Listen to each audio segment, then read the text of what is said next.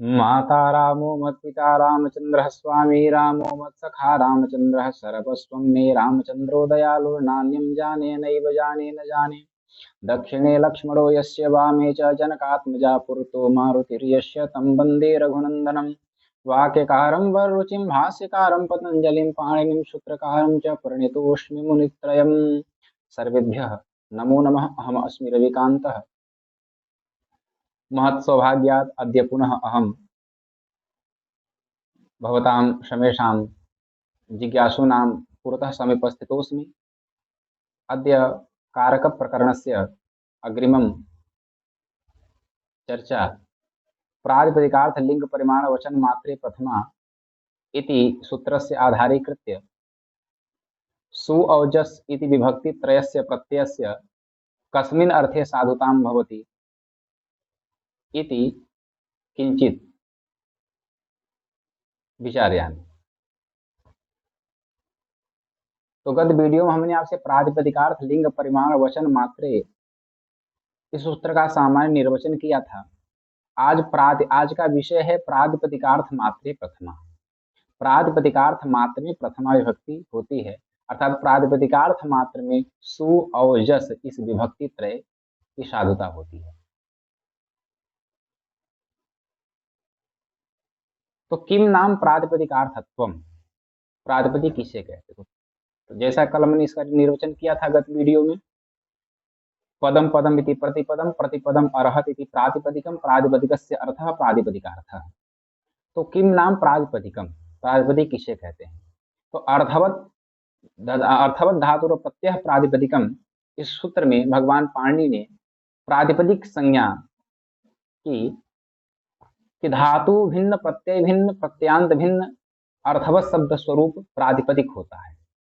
अर्थात जो न धातु हो, न प्रत्यय हो, न प्रत्यांत हो, शब्द ऐसा कोई शब्द जो अर्थवान जो शब्द होता है, उसी अर्थवान शब्द की प्रातिपदिक संज्ञा होती है। प्रातिपदिक से अर्थ प्रातिपदिक अर्थ। तो प्रातिपदिक का अर्थ क्या है, कितने अर्थ हैं, वो इस पर विचार करें। तो प्रातिपदिकार्थ को लेकर, प्रातिपदिक के अर्थ को लेकर वैयाकरण भूषण सार में एक कारिका आती है, एकम द्विकम त्रिकम चैव चतुष्कम पंचकम तथा इत्याकार कारिका अस्ति। तो एकम प्रातिपदिकार्थम, द्विकम प्रातिपदिकार्थम, त्रिकम प्रातिपदिकार्थम, चतुष्कम प्रातिपदिकार्थम, पंचकम प्रातिपदिकार्थम। तो एकम प्रातिपदिकार्थम इत्यतः आरभ्य पंचकम प्रातिपदिकार्थम प्रातिपदिकार्थम इति यावत्, अर्थात एक प्रातिपदिकार्थ, द्वे प्रातिपदिकार्थ, तीन प्रातिपदिकार्थ, चार प्रातिपदिकार्थ, पंच प्रातिपदिक, ऐसे मान। तो पांच प्रातिपदिकार्थ कौन है? तो एक कारिका है,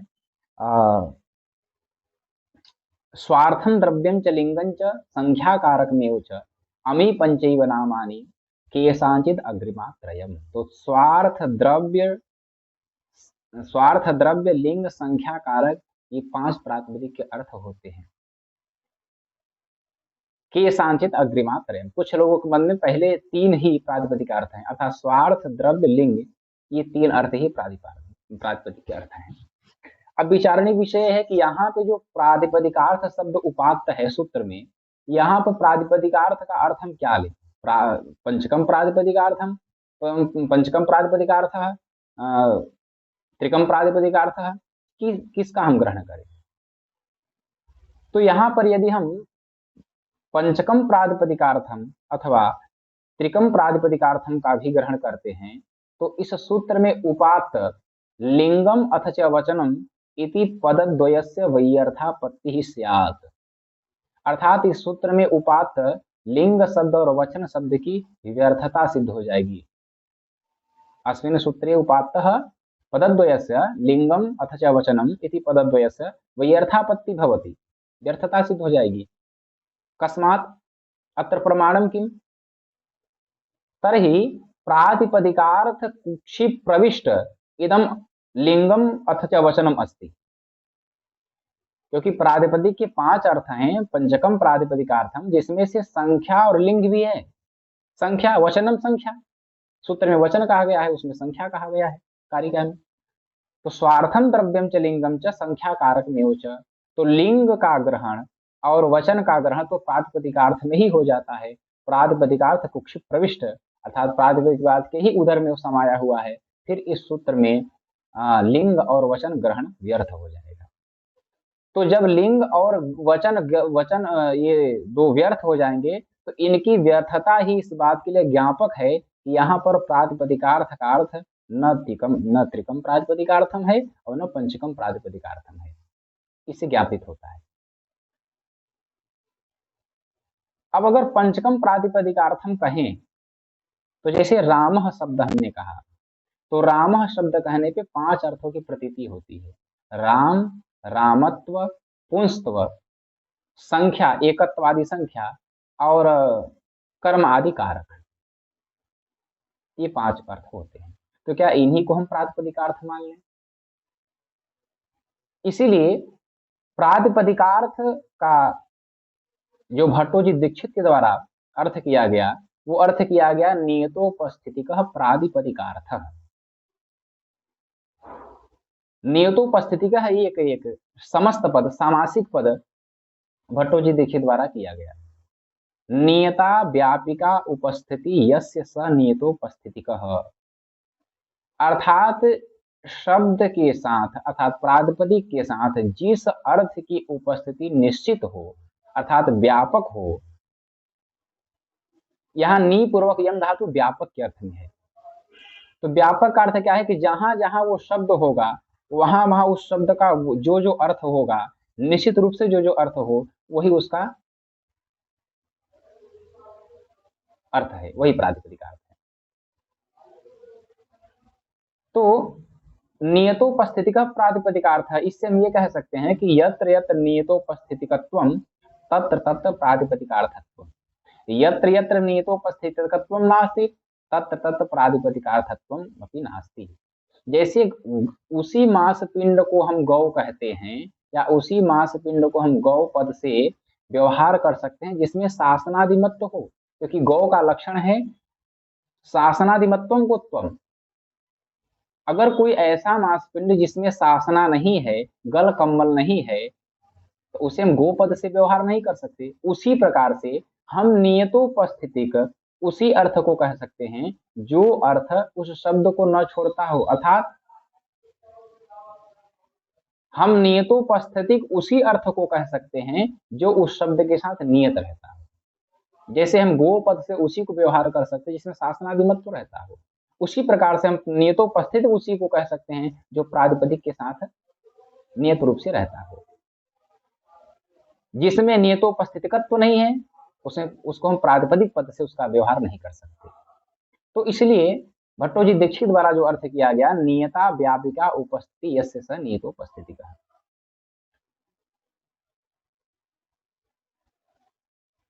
बाल मनोरमा के अंतर्गत एक पंक्ति आती है,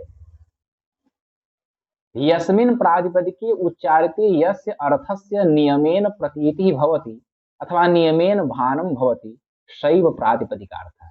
जिस पद के उच्चारण से जिस अर्थ की प्रतीति नियमेन होती हो, नियपेन मतलब व्यापकत्वेन होती हो, अर्थात नियतम व्यापकम, जहां जहां वो शब्द रहेगा वहां वहां उसका वो अर्थ रहेगा, उसी अर्थ को प्रातिपदिकार्थ कहा जाता है। जैसे उदाहरण के से समझे हम कि जब हमने राम इस पद का उच्चारण किया तो किन किन अर्थों का बोध हुआ? राम, रामत्व, पुंस्तव, एकत्वादि संख्या और कर्ता अधिकारक। तो सब द्रव्य स्वार्थ द्रव्य लिंग संख्या कारक सबका बोध हुआ। इनमें से कौन ऐसा अर्थ है जो राम शब्द के साथ राम प्रातिपदिक साथ नियत है, नहीं छोड़ता? तो हम ध्यान देंगे हमने रामः कहा तो इन पांचों का बोध हुआ। किसका किसका? राम, रामत्व, पुंस्तव, एकत्वादि संख्या और कारक का, कर्ता कारक का। लेकिन जब हमने रामम ऐसे इस पद का उच्चारण किया तो राम, रामत्व, पुंस्तव ये तो रहा, लेकिन उसमें कर्म कारक आ गया। अर्थात पहले राम शब्द कहने पे तो कर्ता कारक था, लेकिन राम कहने पर कर्म कारक आ गया। तो कर्म ये जो कारक ये अर्थ है, राम प्रातिपदिक का जो कारक और संख्या अर्थ है, ये उस राम शब्द के साथ नियत नहीं है। अगर नियत होते तो जैसे राम कहने पर राम रामत्व पुंस तो नहीं बदला, वैसे ये भी नहीं बदलता। लेकिन देखते क्या है, जब राम राम कहते हैं तो राम रामत्व पुंस संख्या कारक ही सब होते हैं। रामम जब रामम कहते हैं तो राम रामत्व पुंस तो संख्या कारक ही रहते हैं इसमें भी, किंतु उसमें कर्ता कारक होता है, इसमें कर्म कारक हो जाता है। तो कारक का में व्यभिचार है, ये नियत रूप से उस राम शब्द के साथ नहीं रहता। लेकिन चाहे राम कहें, रामम कहे, रामेण कहे, रामाय कहे, रामाभ्याम कहे, कुछ भी कह दे हम, लेकिन राम रामत्व और पुंस तो ये उस शब्द के साथ, राम शब्द के साथ ये तीन अर्थ निश्चित रूप से रहते हैं। अर्थात यत्र यत्र राम शब्द से उच्चारणम भवति तत्र तत्र पुंस पुंस राम रामत्व पुंस्तत्व इति अर्थत्रयस्य बोधः अपि भवति। जहां राम शब्द का उच्चारण होगा वहां राम रामत्व पुंस का बोध होगा, इसलिए ये तीन अर्थ उसके साथ नियत होंगे। और जो अर्थ नियत होता है, व्यापक होता है, वही अर्थ प्रातिपदिक अर्थ होता है। तो नियता व्यापिका उपस्थिति यस्य अर्थस्य स नियतोपस्थितिकः, ऐसा हो गया। अब इन्होंने जो नियतो प्रातिपदिकार्थ मात्रा का उदाहरण दिया है वो उच्चै नीचै कृष्ण श्री ज्ञानम, इससे पहले थोड़ा सा हम विचार कर लें। इन्होंने प्रातिपदिकार्थ को दो भाग में किया। एक ऐसे प्रातिपदिक जो निश्चित लिंग वाले होते हैं, जिनमें लिंग निश्चित रहता है, और एक ऐसे जिसमें लिंग रहता ही न हो। तो उन्होंने कहा अलिंगा नियत लिंगाश्च प्रातिपदिक मात्र इत्यस्य उदाहरणम। अविद्यमान लिंग यस्य सह अलिंगा, जिसका लिंग ही विद्यमान न हो, जैसे उच्चई नीचई, ये जो दो उदाहरण इन्होंने दिए, इनका लिंग नहीं है, न स्त्रीलिंग में है, न पुल्लिंग में है, न पुंसक लिंग में, इनका कोई लिंग नहीं, इसलिए अलिंग है। लेकिन ये प्रातिपदिक क्यों है? क्योंकि इनका एक निश्चित अर्थ होता है, और वो अर्थ इस उच्च ही नीचे ही शब्दों को कभी नहीं छोड़ते। उसी प्रकार से नियत लिंगा, नियत मतलब पहले बताया कि नियतम व्यापकम, मतलब जो अर्थ निश्चित रूप से व्यापक रूप से उसके साथ रहता है, उसका उदाहरण दिया कृष्ण श्री ज्ञानम। तो कृष्ण क्या है देखिए, पहले नियत लिंग कैसे, इसको देखिए। नियत लिंग इसलिए है कि जब जब हम कृष्ण शब्द का उच्चारण करेंगे तब तक हमें पुलिंग का बोध होगा, स्त्री नपुंसक लिंग का बोध नहीं होगा, इसलिए नियत लिंग है। अब जब जब हम कृष्ण शब्द का उच्चारण करेंगे, यत्र यत्र कृष्ण शब्द से उच्चारणम भवति तत्र तत्र कृष्ण कृष्णत्व पुंसत्व इति अर्थत्रयस्य बोधः भवति, ये तीन अर्थों का बोध होता है। जब हम श्री शब्द का उच्चारण करते हैं, जिन्होंने स्त्रीलिंग का उदाहरण दिया, तो श्री शब्द का उच्चारण में श्री, श्रीत्व और स्त्रीत्व, इन तीन अर्थों का बोध होता है। तो यत्र यत्र श्री शब्द से उच्चारण भवति तत्र तत्र श्री, श्रीत्व और स्त्रीत्व इति अर्थत्रयस्य बोधः भवति, इति अर्थत्रयस्य बोधः भवति। और अगला उदाहरण इन्होंने उदाहरण दिया ज्ञानम। ज्ञान धातु से लीट च सूत्र से जो ल्यूट प्रत्यय होता है भाव अर्थ में, वो नित्य नपुंसक लिंग में होता है। सूत्र है नपुंसके भावेक्तः, उसी के नीचे ल्यूट च भी सूत्र है। तो नपुंसक भाव नपुंसक लिंग अर्थ में नित्य होता है, तो ज्ञान शब्द से जो ल्यूट प्रत्यय लगा ये नित्य नपुंसक लिंग में है। इसलिए जब ज्ञान शब्द का उच्चारण करेंगे तो ज्ञान, ज्ञानत्व और क्लीबत्व अर्थात नपुंसकत्व का बोध होगा। ये तीन अर्थ इस ज्ञान शब्द को कभी नहीं छोड़ते, इस ज्ञान शब्द से नियत रहते हैं। अर्थात यत्र यत्र ज्ञान शब्द से उच्चारणम भवति तत्र तत्र ज्ञान, ज्ञानत्व, नपुंसकत्व अथवा क्लीबत्व इति अर्थत्रयस्य बोधः भवति। तो नियतोपस्थिति का अर्थ आपने जाना कि नियता व्यापिका उपस्थिति यस्य स अर्थः प्रातिपदिकार्थः। तो मैंने एक छोटा सा प्रयास किया प्रातिपदिकार्थ मात्र प्रथमा को बतलाने के लिए, और इसमें कुछ और भी बातें हैं, लेकिन वो विषय यहाँ के लिए पर्याप्त, यहाँ के लिए उचित नहीं है।